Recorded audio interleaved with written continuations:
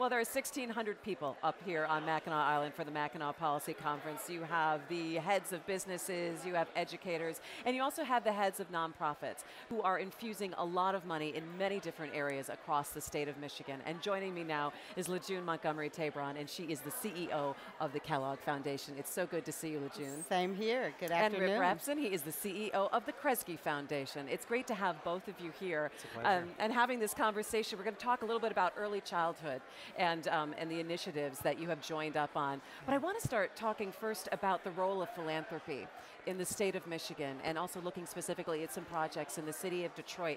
Are we unique in the way philanthropy is filling a role and maybe plugging some of the holes that we would assume that government should be paying for and responding to? Lejeune, I'd like to start with you on that. Okay, great. I don't think we're unique. I think philanthropy was actually created to be a place where experimentation and risk-taking would occur, and hopefully to prove what is best practice, what works, and then that could be scaled through the normal recourses of government and other sources of income.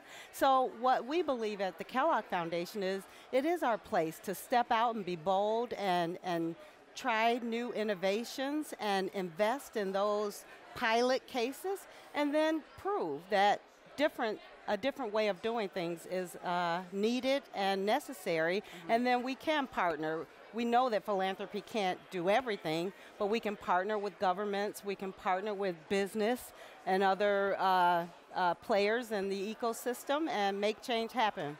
So really, this is a lot of just large partnerships, what Lejeune is talking about, Rip. But I do think there is an element of uniqueness in Michigan. When I go around the country, people are really taken by the extent to which our foundations appear to have found a path to work together. And there are some complexities in that, how we relate to the private sector, how we relate to the public sector. Are we stepping into roles that other sectors should play? But I think what is so remarkable about this community is that we've figured out a way to do that with balance. We've figured out a way to work with the mayor's office, with the governor's office, with the county executives. And I think the sort of rebalancing of philanthropic role, private role, public role, particularly in the wake of the bankruptcy in Detroit, has made us a model for other communities that are trying to lean into these really tough questions. Let's go ahead and talk a little bit about early childhood education and the initiatives that you're both engaged into. I feel we've been beating the drum here in Michigan for a number of years. Early childhood. We need to invest there, and not just getting kids into pre-K, but all the services that surround and support families to make sure that the kids have the best possible start. Talk to me a little bit about the initiative that we're going into today.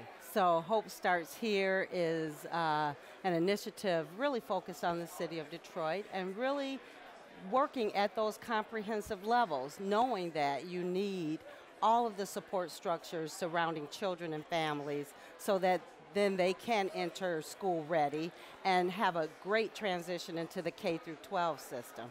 And so, again, we're using the same principles of engagement, making sure that this project is informed by neighborhoods, by people in communities, is multi-sectoral, but the goal is to create a viable workforce in the city and to give children opportunities so that they can participate in this economy that is growing and recovering in the city.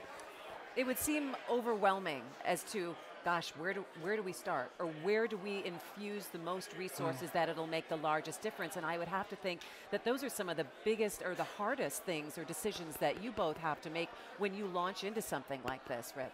Well, but I think your question about where do you start is exactly the right question. You have to get started.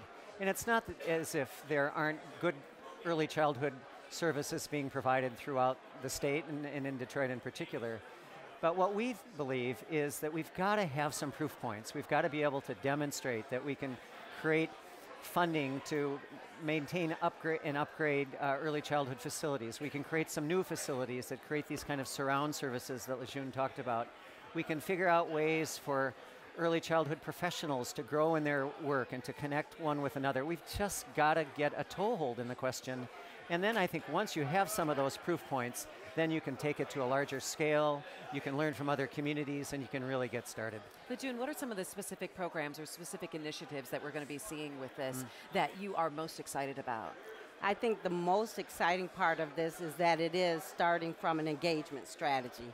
The purpose is to really connect all of these programs that exist, but to align them well. And so one of the things that we're really excited about is how these different service providers are now working together. And they're understanding how they complement one another and how they serve their neighborhoods and the people in their neighborhoods. And we're learning real data. We have touched 2.5 million people in the city of Detroit digitally around what they want for their children in this space. We've actually had face-to-face interviews with over 12,000. So we believe that when you make a change like this, it doesn't last. It's not sustainable unless you've engaged the community. And this time, that's what we've done. You know, and I think that's a really important point to make out, that you're not deciding what's best for the community or coming in and saying, well, we have this amount of resource. Exactly. And we think this is exactly what you need. Exactly. Being able to actually get that feedback and understanding what people want to see, or saying this is where we need the most help, without people coming from on high and saying we're going to decide how it goes. That must be the best part of this, Rip. I think Lejeune's absolutely right. I mean, and that is the only way to go. And on the other hand, there are sort of a spectrum of possibilities that I think we're all very excited about. Strengthening Head Start, strengthening early Head Start, creating better facilities, creating better connections among providers, creating a permanent financing fund of some kind that will help us do all of the things that we want to do. So I think it's a sort of a wonderful opportunity to take what we know is important to the community and provide some resources behind it. Lejeune, I want to ask you about the significant gift that's going to be given to the Battle Creek school system, about $50 million. Yes. Talk to me about the decision that went behind that and what's going to be happening in that district in the next couple of years. So first, I want to say it's very consistent with starting with the community and actually working with the community to determine what were the barriers in the public school system in Battle Creek. And we learned that there were significant barriers. There were issues of inequities that needed to be corrected. There were structural issues that disadvantaged the most vulnerable children, the children of color.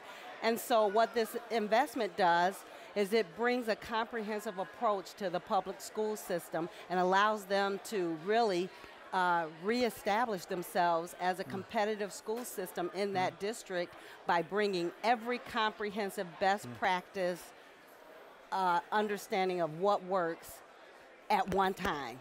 That's going to be an amazing journey to watch now over the next couple of years. And I know Kresge, Rip, has been putting some resources recently into neighborhoods, but I want to ask you about transportation, because obviously you're very close to what's been happening with the Q line. Is this now the kicking off point for regional transit to start again? And what are the conversations you're having up here about that? Yes. You're like, yes, yes, and yes again. The Q line was always conceived as the first stage in a broader regional transit system, whether it's connecting to the airport in Ann Arbor or up north to the Oakland County job centers. And it makes all the sense in the world to continue to think about it that way. So we have been having conversations. I'm surprised at the extent to which our county executives, our business community, our community transit advocates all feel like we need to kind of come back to the question. How we do it, whether you do it in 2018, whether you do it in 2020, is a big question. Do you tweak a plan? Do you do bits and pieces of a plan? Do you start with just a particular set of actions? All of those, I think, are up in the air. But I think there's enormous energy behind coming back at this question and getting it right. All right, I'm going to give you both the same last question, and kind of give me a sense, Lejeune, this next year for Kellogg. What are you most excited about, and what do you want to share?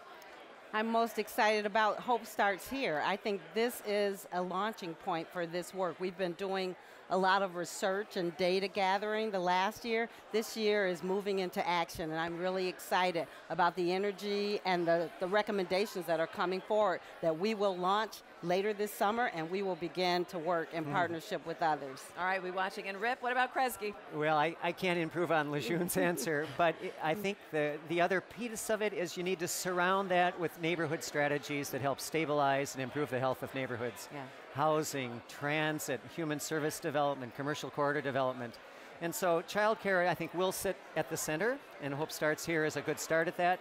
But ultimately, you have to create complete and healthy neighborhoods, and we're excited to get that going. All right, Rip Rapson from the Kresge Foundation and Lejeune Montgomery Tabron from the Kellogg Foundation. Thank you so much for joining me. Enjoy the rest of the conference. It's always great to see you. Thank you for having us. We'll be following us. the progress. Yes, Thank you. Thank you. And stay with us. We will be right back.